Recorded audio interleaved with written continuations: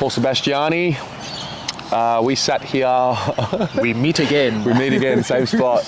I've got less hair this time. I've got the same amount of hair as I did before. None.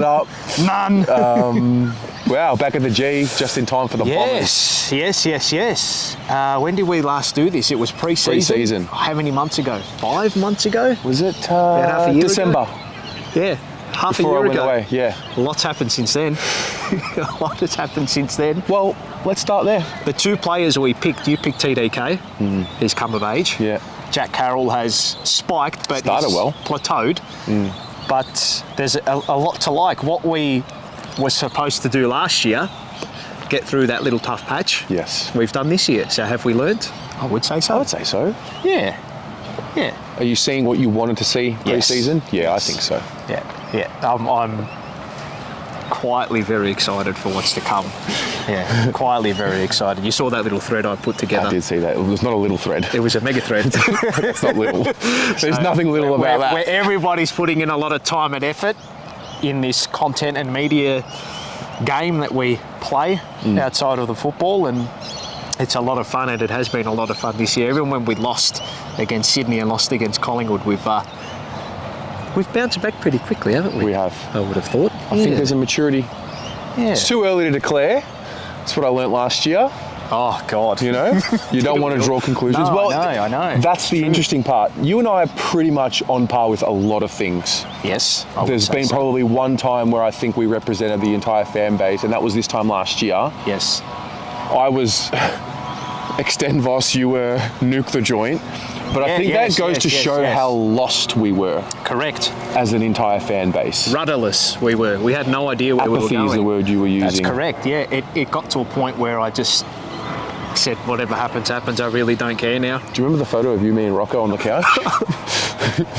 I remember a lot of photos last year. Well. A lot of photos and a lot of videos from last year. Do you know what?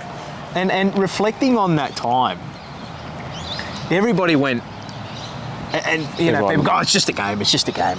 But we were an emotional mess back then. Everyone had their breaking point. Yeah. Everyone. All of us, one at a time, broke. It was insane. And I actually think reflecting on how did it get toxic? Maybe to a certain point it did with certain areas. I don't know. Moments were toxic. Yes, moments were toxic. But the whole thing I don't think was. Having said that, I firmly believe, and it's the only evidence we have, that if the reaction wasn't the way it was, and if people didn't say, he's got to go, they've got to go, they're no good, he's no good, she's no good, if the reaction didn't happen the way it did, it would not have flipped the way it did, because there's a certain accountability and scrutiny that you get to in life that just becomes not too much to handle, but a point where you say, hang on, wait, maybe these people are actually right. Maybe we're not giving our all. Maybe we're not good enough yet. You need to have questions asked of you to see if you are good enough to live through them. Of course. There's nothing wrong with asking questions. No. And I mean, it's footy fandom. We are results-based fans for the most part. 100%. We base our opinions off the results. We very rarely do we look a little deeper into the context behind everything that's happening. Correct. And that's because we're not on the inside. No. Yeah. The one thing, and to go back to that, the only evidence we have of the turnaround to what it is today is what happened back then. And if those things didn't happen back then, we wouldn't see what we see today, because that's the only evidence we have in front of us. Well, the fundamentals looked off. The fundamentals of the game, the connection looked off. So naturally you're asking, what are you all doing? Anyway. Since then, the sun has well and truly shined. You know, we've lost 6 times since then. And they've all nearly been without Lockie Fogarty, haven't they? Yeah. A lot of them have been. True. He's got some sort of record when he plays for us, the young man. Big congratulations to him, signing a 2-year deal, was it? Yeah, 2-year deal. Well deserved. Chincotta's about to get the trigger. Yes, it was a 6-game trigger, I believe, from what I was told. So that's how I know we're good, because these are the names we're celebrating, rather than just throwing out about our stars. Well, you've got to reward the right thing. And when Mark Pitternet was signed for 4 years, everybody got angry. Couldn't believe it. Right. And then everybody gets angry when we sign Williams and Martin and all these blokes and they're not fit. And And then they get angry when they sign a bloke who's... Everyone's just angry, mate. Everyone's just angry. Everyone's just mad. But see, when you reward the right thing and people are still angry, you know, you're not going to have... And this is the thing, you're not going to have blokes that are superstars on every line. Yeah. But a guy like Mark Pitternet, you need players like that at your club. They're standard setters. Yeah. They're culture. They're good for culture. You know, you look at him and you just smile. Correct. You just laugh and you're happy to play next to a guy like that. And you walk into the club every day, I'm sure the players would, and they look at him and they think, you know, how good is it to be with this bloke? Selfless, humble, and he's a good footballer too. He's a warrior out there in the field too. That helps. Yeah. That helps. Yeah. Oh, I love me a bit of Pitter. Look, we're just traumatised. But actually, I don't think we are. I think it'll always be this way. Yeah, of course. It'll always be this way. Everyone wants... There's always a certain group that are going to be perpetually angry. And that's just their modus operandi and status quo. Whether or not you can change it, I don't know. In our lifetime, yes, is this not the best period of football you've seen? It is the best period that you can remember. I mean, the 90s we were very young. Well, how many? I've never seen a preliminary final. Yeah. Ever. Yeah. So that's why I'm not comfortable, but I'm enjoying. I've never seen head media figures and pundits of the game. And influential pundits of the game say Carlton is serious. Carlton is serious. Yeah. Carlton should be a premiership threat this season. And it's the first time I think you and I have seen it in our lifetime. This is the best 12-month period I've ever watched. But do you know what the beauty about it is? About all of it is that we are proud of what they've done to this point in time, but we're nowhere near satisfied. No. Nowhere near satisfied. There's plenty of upside. Nowhere near satisfied with what we've done. You know, we've only had an entree. We're still waiting for the main course and then the dessert and then whatever happens after that. But that's for years to come anyway. Yeah. So... As for this Sunday, it's the Bombers. It's the biggest game we've played against them.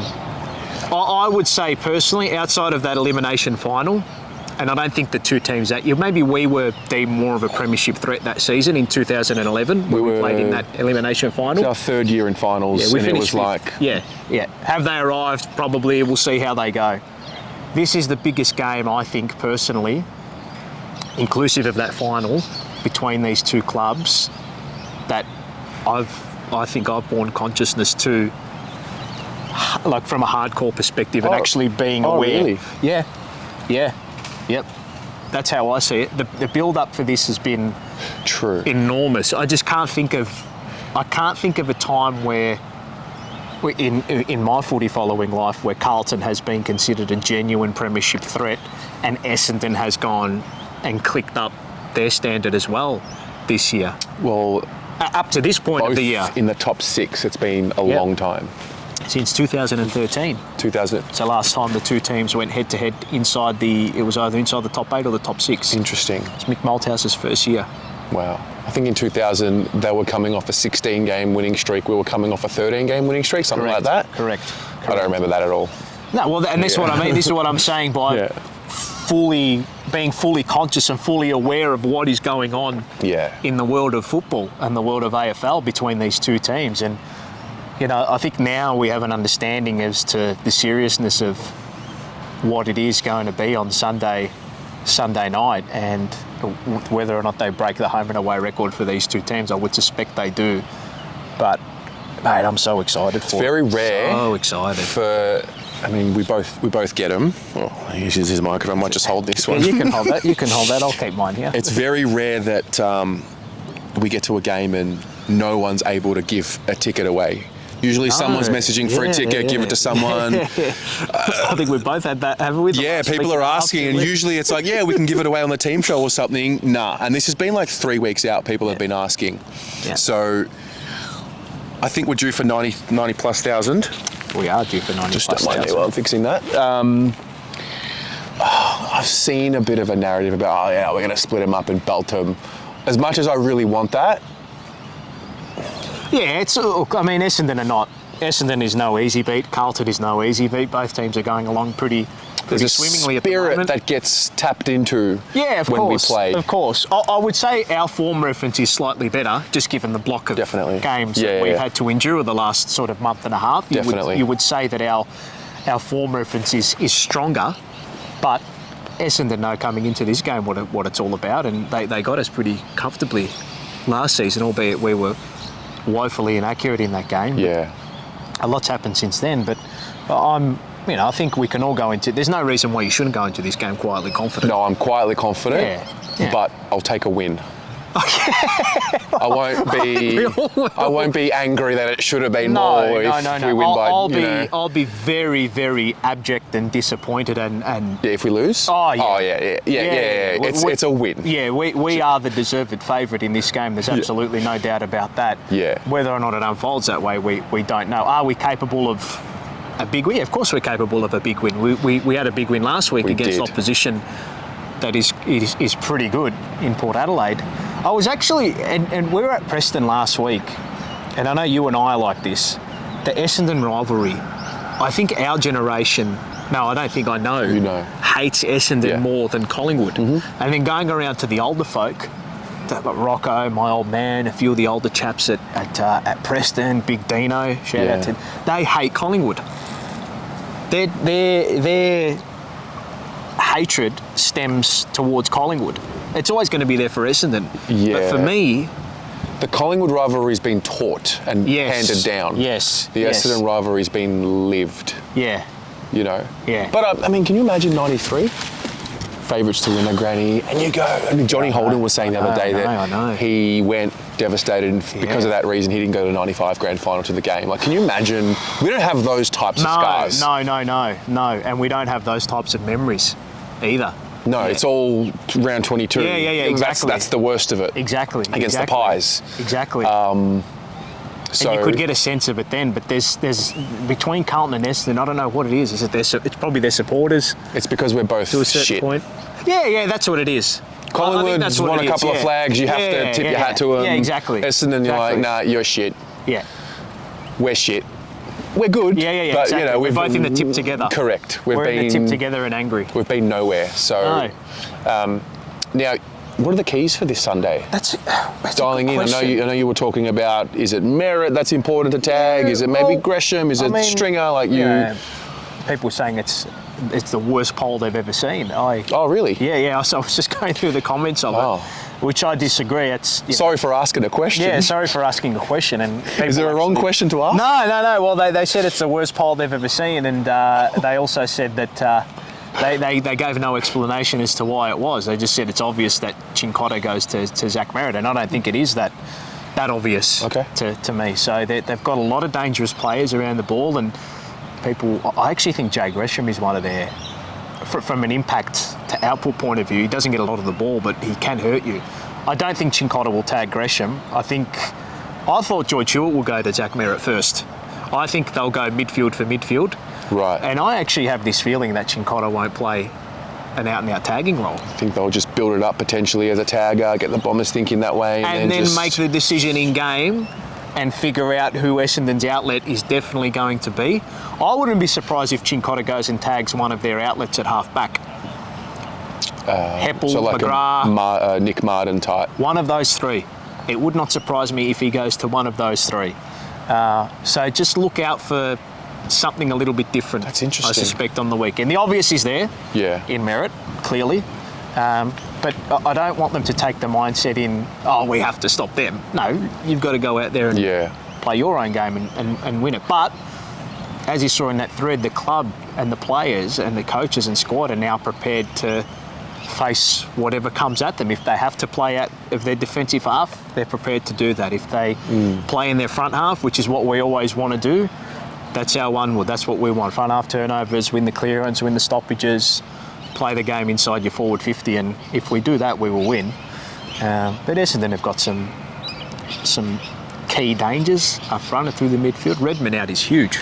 Redmond out is huge. The teams will be out by the time this video comes out, so it's hard to know if Langford's going to be named, but it looks like he definitely will play because he was named on the field when they named the extended teams yesterday. Yes. I was talking to Marco Donini yesterday. Yes.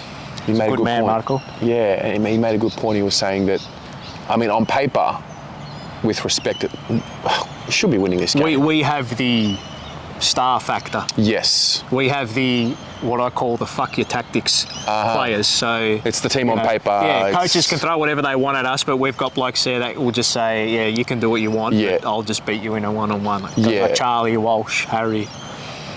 And I spoke also to Rob from the Sash, and he gave it was just interesting to see his reaction to who our players are that he's fearful of. And he mentioned Sam Walsh.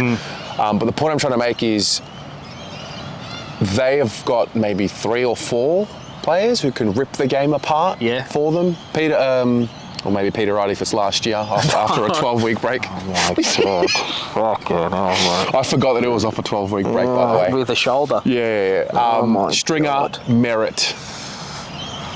So I want to be confident because of that. I know Merritt. Like Merritt gets a lot of the ball. He's a very good player. Yes. He's a very, very good player. But is he that echelon?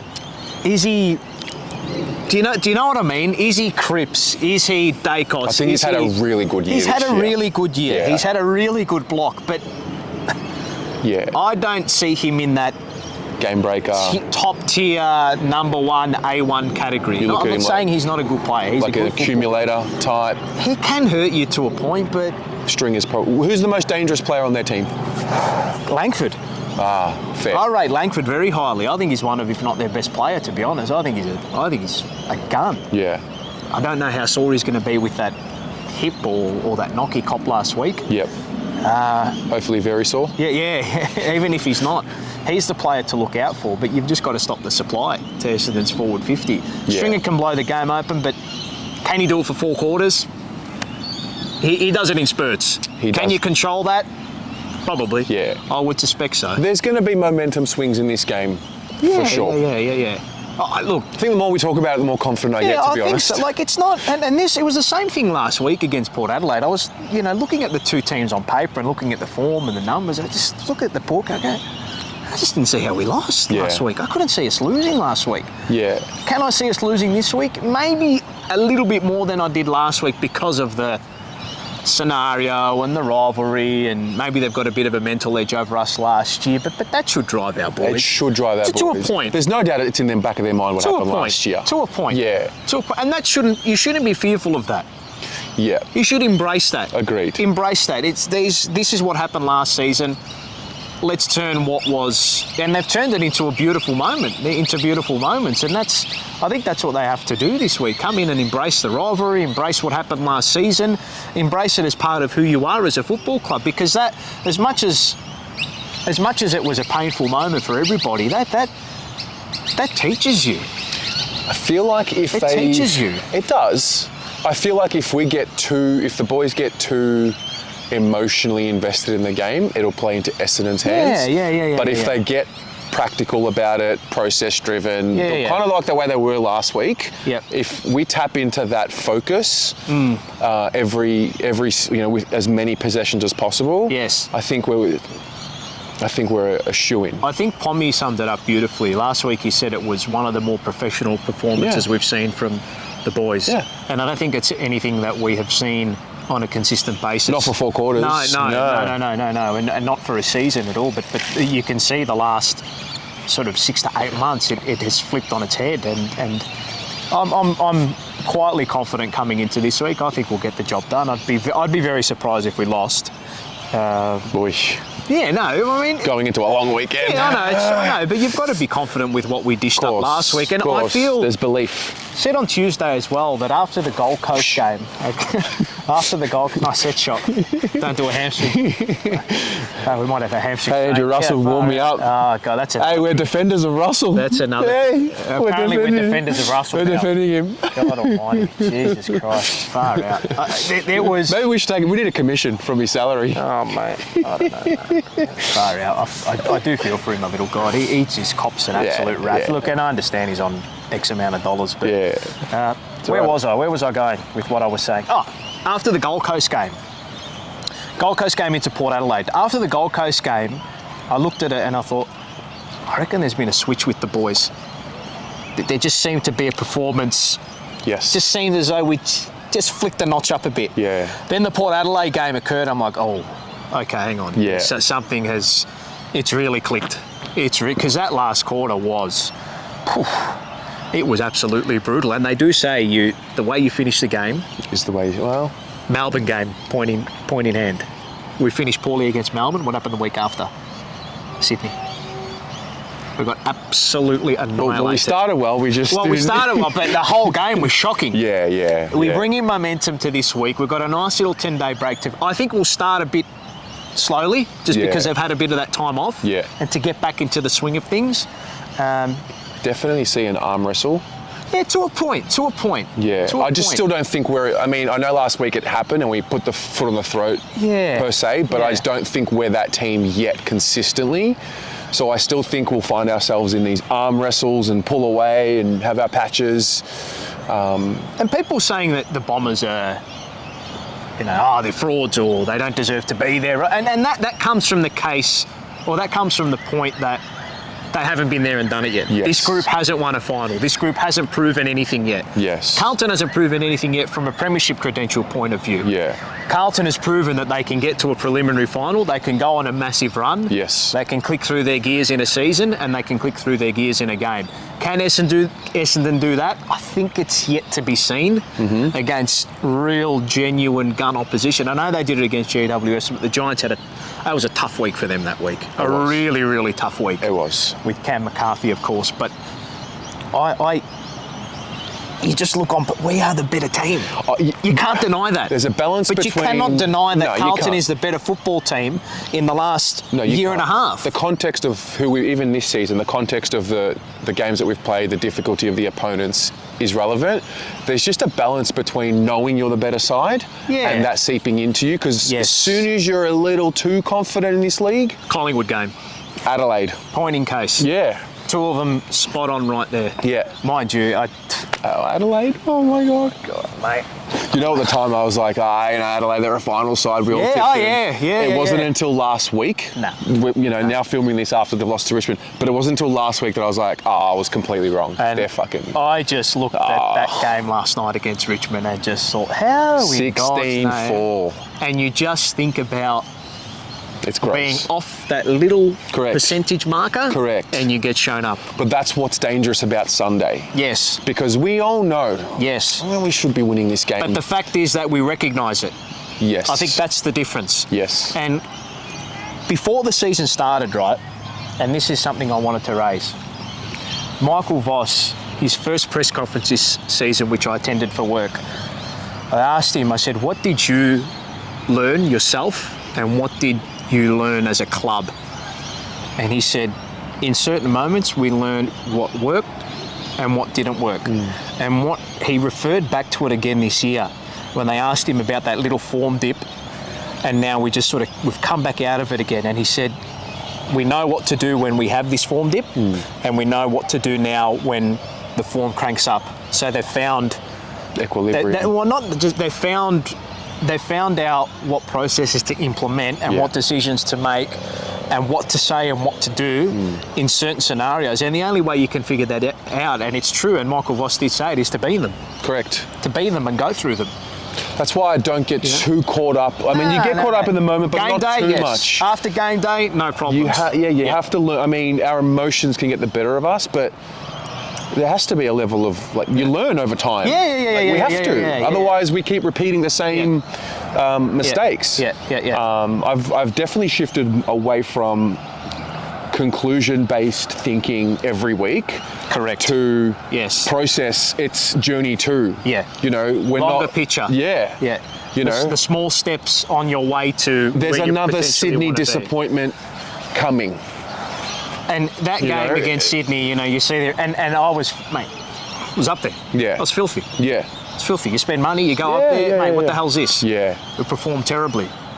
Was I too worried? Nah, not really. Sydney at the SCG, they were in form. We had a few go out, Wiedering went down, you think, okay, what?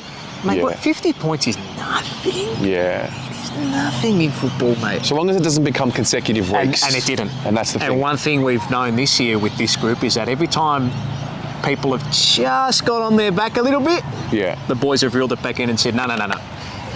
We've got this. What's showing in the games? Teams kick, Port last week. Do you know what it is? What's that? Maturity. Well, yeah.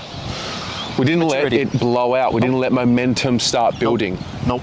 And the only way you can do that is repetition of the basics and repetition of the fundamentals you put in as a football team, contest and pressure.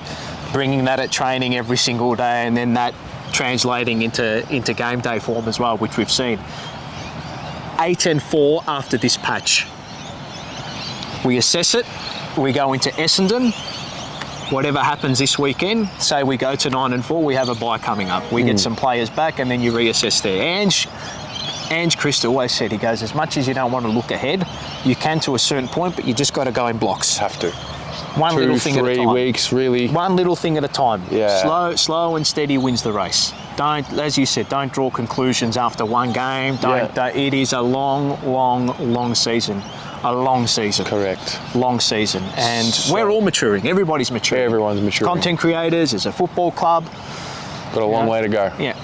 No, there is. Long way to go. And our road leads to over your shoulder and my shoulder. Grand final day, hopefully. Inshallah. So, well, what are we Sunday, here for, mate? Yes.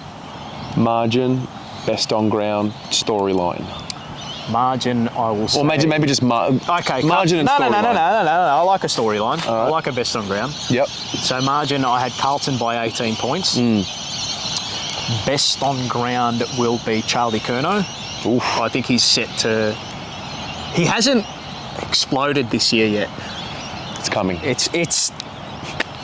Let's just talk about him as well this year. You know, he's kicked multiple goals in every game this season. I was saying to Rock and the boys, what do they want him to do? They want him to tackle, they want him to chase, And for 4 quarters, they want it perfect.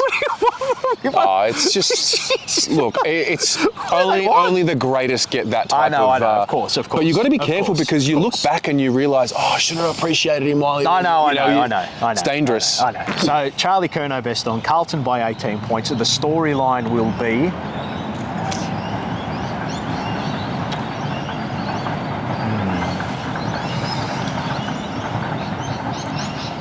It's a simple one. Blues solidify premiership credentials. Okay, I like it. Very simple. Sometimes it's not best to look around the obvious. Yes. Yeah, I think it'll be a professional performance from the boys, and I don't think we'll be stressing too much. I hope not, anyway. I hope not. And if we are, so be it. Bring it on. What about you? What's your? Well, my brother-in-law's been in my ear, and he said 27 points, and it's kind of stuck. So I'm in this 3 or 4 goal game, but I do think it'll be tight. Every time I say 3 or 4 goals, it's tight. So anyway, let's just say Carlton by 27. I think Adam Sard is primed to go back into form. He and Nick Hind going head-to-head. That'll be just funny. 20. Those comparisons make me laugh. 5 to 30 possessions for Sardi, and then I think Matt Owies kicks 4 or 5. Fuck. Because Jake Kelly, he's a good small forward defender, but because Xavier Dersmer's out, they've moved him up onto the wing. Yes. So I think either if he does go back, he might play on Zach Williams, and I think Matt Owies will dominate. Someone will get off the chain. Yes. Geez, I'll tell you what, the build-up's going to be phenomenal. Yeah. It's going to be phenomenal. Absolutely. What does your day look like on the Sunday? I haven't even thought that far ahead. I want to say I'm going to do yoga during the day. No, like a 30-minute breath work, like just because I know what it's like. If you wake up and it's a 7:20 game, and you spend all your energy just like G'ing up. Yeah. And something I found that really helps is doing the 30-minute yoga. I get her name's Cassandra. You shout out on YouTube, and you do like 30 minutes. Yeah, it's great. Stretching. Good old you release the tension in the hips. It's great. Yeah. You're a hip tension. Yeah. So tension. I'll do that in the morning. Cassandra. You got to stretch the tension out of you. Sounds like a plan. Watch the footy, and then get here early. Yeah. I think I've got a birthday as well. I might do that, but. It's on my schedule. I'm not going to be dictated to by. I want to get here in my time. Okay. And then I'm sitting with Sayaf, Rocco. Jesus It's Christ. the first time I'm going to a game with Rocco ever. That could be. That could be. It will. No, not could be. It will be an all-timer. I'm going to get a life ban. I told you that I was, out of everybody, out of all the psychopaths that I deal with in my life at the football, I was the first ever evicted from my group. Have I told you that? I have told you that. Yeah, I was the first ever evicted as a. Do you know when Did it you was? have the beard? No, I was only 18. Oh. I was only 18 at the time. This was prior to the professional media career. Everybody makes mistakes, I assume. It was Carlton-Essendon. It was Carlton-Essendon, and it was the day that Matthew Watson kicked 4. Okay. And the day we drew to them, and Bryce Gibbs or someone should have rushed the ball through. Someone had a shot at goal. I think it might have been Tui or Gibbs had a shot at goal late in the game, and we didn't rush the ball through and ended up. Cam Wood kept the ball in play instead of rushing it through. Right, Something like that. Yes. Someone brought it up the other day. And that game, Goddard got cleaned up by McLean, and it was a fair hit, and Goddard went down like a sack of you-know-what. Classic Goddard. And I've done the rundown to the... Oh, you gave him the... Yeah, I went all in there. that was. I may have called him expletive. Oh, yeah. You got evicted. Yes. Yeah, I've never been evicted. Rightfully so. But I know, when my energy matches with Rocks, if someone says something to Rocco, like he fires up, I'm going to fire up, we're going to fire up, say I will fire up, and my sister's going to be with me. She's fucking hell crazier than all of us. What did if you she get say? her going. Disgusting. Oh, she's the best. Steph's the best. Good luck. Oh, we've had some good moments this year already. Good luck. No, it'll be good. It'll be good to have a big crew. And Might have to come say hello at half time. I don't know if we'll be there. We might be sitting here watching it on our phone. So I have to calm the boys down. Yeah, so Calm the crew down. Go Blues. Go Blues. See you on Sunday.